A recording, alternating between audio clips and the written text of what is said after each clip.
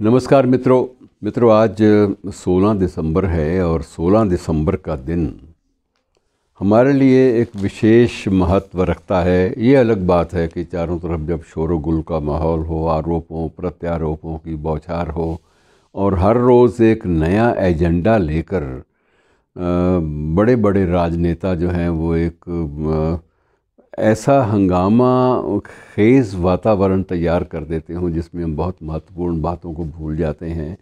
इसके बावजूद आज का दिन भूलने वाला नहीं है और इसका मुख्य कारण यह है कि ये हमारे स्वाधीनता प्राप्ति के काल में शायद सबसे बड़ा गौरव का दिन माना जाना चाहिए।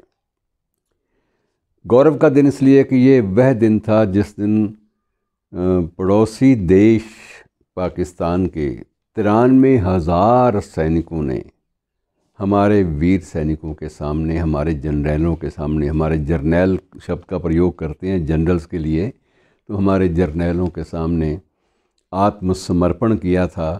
और आत्मसमर्पण पर हस्ताक्षर करने वाले हमारे लेफ्टिनेंट जनरल जगजीत सिंह अरोड़ा थे और पाकिस्तान की ओर से जनरल ए खान न्याज़ी थे। न्याज़ी ने अपने संस्मरणों में बाद में लिखा कि जिस वक्त मैं आत्मसमर्पण पर उसके दस्तावेज़ों पर हस्ताक्षर कर रहा था उस वक्त मेरे हाथ कांप रहे थे। मित्रों, सैनिक किसी भी देश का हो, जब उसको आत्मसमर्पण करना पड़े, अपने देश की सारी शक्ति को एक प्रकार से उसकी पराजय स्वीकार करनी पड़े, तो ये उसके लिए मरने वाला दिन होता है। उसके लिए बहुत ही एक विचित्र स्थिति होती है और यही स्थिति उस जनरल न्याज़ी की थी जिसने इस दिन 93,000 अपने सैनिकों, सशस्त्र सैनिकों सहित भारतीय सेना के सामने आत्मसमर्पण किया था। ये वस्तुतः शौर्य का प्रतीक तो है ही, और ये उन हज़ारों भारतीय जवानों के लिए स्मरण करने का भी दिन है जिनको हमने उस दिन उस युद्ध में हमने उनको होम किया था। तो वो लोग सारे के सारे इस आहुति का भाग बने थे और उनको नाम आंकों से भी याद किया जाए तो भी भला, नाम आंकों से याद भी ना करें तो कम से कम फूली हुई छाती से अवश्य याद करें कि वो सारे के सारे वीर बहादुर सैनिक हमारी इसी धरती की सोंधी गंध से उपजे थे।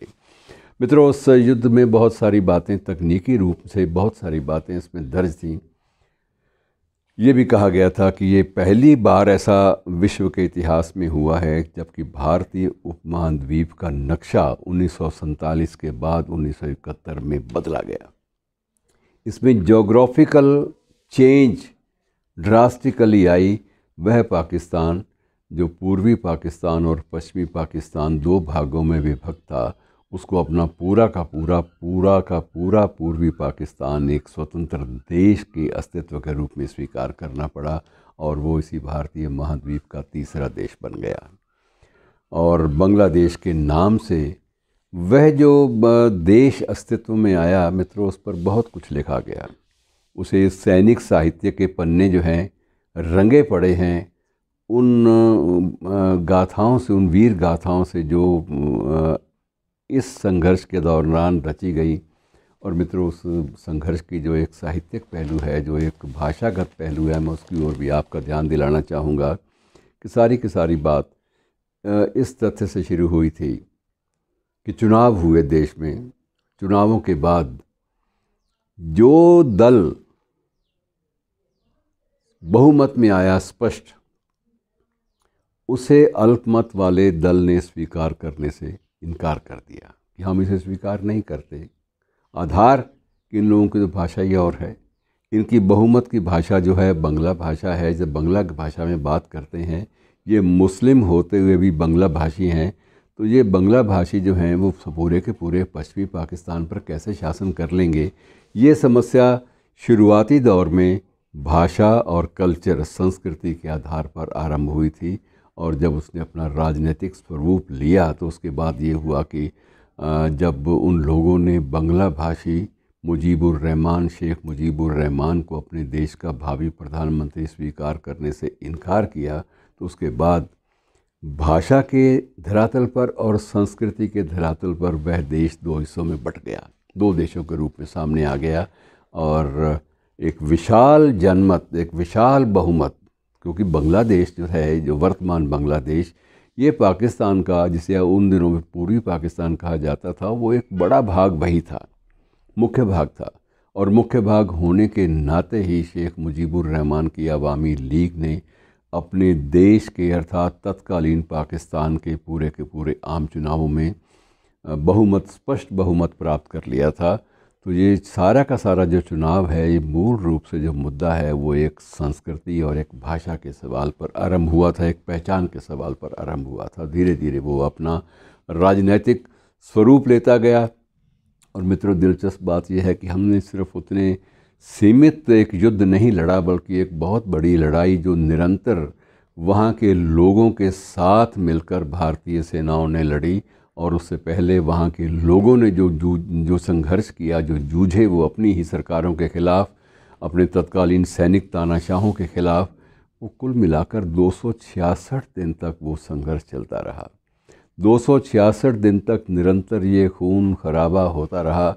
और जब आपके पड़ोस में इतना लंबा एक खून खराबा और एक लंबा अन्याय और एक लंबा अत्याचार चलता रहा हो, तो आपको एक न एक दिन तो सक्रिय होकर एक पक्ष का साथ देना पड़ता है। और हमारे सामने दो कारणों से ये हस्तक्षेप हमारे सामने एकमात्र विकल्प था।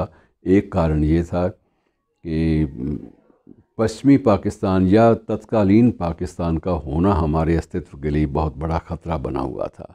हमें दो दो सीमा और रेखाओं पर अपनी सेनाएं तैनात करके हम लोग महसूस करते थे कि इस तरह से देश की रक्षा हो नहीं सकती। इतना लंबा पूर्वी पाकिस्तान का सीमा क्षेत्र और इतनी ही लंबी पश्चिमी पाकिस्तान का सीमा रेखाएं, इन सब को मिलाकर हमारा ध्यान तीसरे शत्रु से थोड़ा सा हट जाता था। कई बार तीसरा शत्रु हमारा चीन था उन दिनों में। और यही एक सबसे बड़ा, एक महत्वपूर्ण और एक कूटनीतिक एक हमारे परिदृश्य हमारे सामने ये था कि दो भाग, दो सीमाएं विशाल आकार की, उन पर भी हमें अपनी तैनाती करनी पड़ती है। और तीसरी सीमा हमारी भारत चीन सीमा, उस पर अलग से एक तरफ मैकमोहन लाइन, एक तरफ रेड क्लिफ लाइन। तो ये मैकमोहन लाइन और रेड क्लिफ लाइन, हम इन्हीं लाइनों के खींचे हुए अपना इतिहास जो है वो बचाने का प्रयास करते रहे। और आखिर जिस दिन हमें ये महसूस हुआ कि हमें एक अंतिम विकल्प चुनना होगा, तो उस वक्त हमने ये चुना कि जो जिनके साथ अन्याय हो रहा है उनका साथ दें।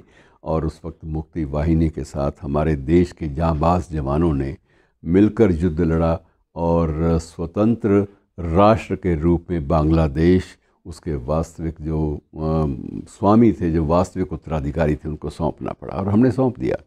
हमने कभी भी चेष्टा नहीं की कि उस विजित क्षेत्र का कोई भी भाग अपने पास रखा जाए। और हमारी सेनाओं के समक्ष जिन 93,000 पाकिस्तानी सैनिकों ने अपने हथियारों के समेत समर्पण किया था, उन सब के साथ भी जो व्यवहार हमने किया वो बिल्कुल जिनेवा समझौते के अंतर्गत किया, मानवीय आधार पर किया गया और उन्हें सैनिक के रूप में ही ट्रीट किया गया। और उसके बाद जब शिमला समझौता हुआ, तो मुझे अब भी याद है, तब पाकिस्तान के तत्कालीन प्रधानमंत्री जुल्फ़िकार अली भुट्टो शिमला में आए थे समझौते की वार्ता के लिए। और जब वो लौटे तो उनसे वहाँ इस्लामाबाद के एयरपोर्ट पे, हवाई अड्डे पर पत्रकारों ने पूछा कि आप वहाँ से क्या लाए हैं। तो उनका एक उत्तर था कि 93,000 पाकिस्तानी फ़ौजी वापस लेकर आया हूँ और मैं समझता हूँ कि ये एक मेरी बहुत बड़ी देन है। और अंत में जब पूछा गया कि आप इसे बहुत बड़ी देन कैसे कह सकते हैं, कैसे कहेंगे, इतिहास में दर्ज कैसे होगी, तो उनका एक वाक्य था कि एक शिकस्त खुर्दा कौम को और मैं दे भी क्या सकता हूँ। अर्थात जो कौम, जो राष्ट्र हार जाता है, वो पराजय की जो पराकाष्ठा में जी रहा होता है, उसको इससे बढ़कर क्या उपलब्धि हो सकती है कि उसके 93,000 कैदी जो है अपने परिवारों में वापस लौट आए हैं। तो मित्रों, एक विचित्र स्थिति थी जिस पर खूब लिखा गया, कविता के क्षेत्र में लिखा गया, कहानियों के रूप में लिखा गया। युद्ध साहित्य, वार लिटरेचर जिसे बोलते हैं, हमें अब अलग से एक क्लासिफिकेशन, वर्गीकरण उसका होने लगा है। वार लिटरेचर के फेस्टिवल भी होते हैं। तो वार लिटरेचर के नाम से अगणित पुस्तकें फौजी जनरल्स ने लिखी, अगणित पुस्तकें उस समय के राजनयिकों ने लिखी, कूटनीतिज्ञों ने लिखी, और अगणित पुस्तकें उस वक्त के जो रक्षा विशेषज्ञ थे उन्होंने लिखी। वो पुस्तकों के रूप में आई, और जब पुस्तकों के रूप में आई तो मित्रों सिर्फ उसमें ये नहीं होता कि बंदूकों की गणना होती है या टैंकों की गणना होती है, उसमें मानवीय संबंधों के, मानवीय संवेदनाओं के एक एक पहलू को छुआ जाता है। तो आज का मित्रों ये जो दिन है ये समर्पित है उन भारतीय जांबाजों के नाम और साथ साथ उन लोगों के नाम जो अपनी भाषा, अपनी संस्कृति की रक्षा के लिए पूरे के पूरे परिवेश में जूझने के लिए उतारू हो जाते हैं। और आज का दिन हमारे पड़ोसी पाकिस्तान के लिए अपने पापों का प्रायश्चित करने का भी दिन है। अगर हो सके तो आत्मावलोकन करें कि जब भी जुल्म, अत्याचार और जो दमन है, जब भी वो अपनी सीमाओं का अतिक्रमण करेगा तो उस वक्त उसकी जो प्रतिक्रियाएं हैं वो ऐसे ही होंगी। शुक्रिया दोस्तों, धन्यवाद।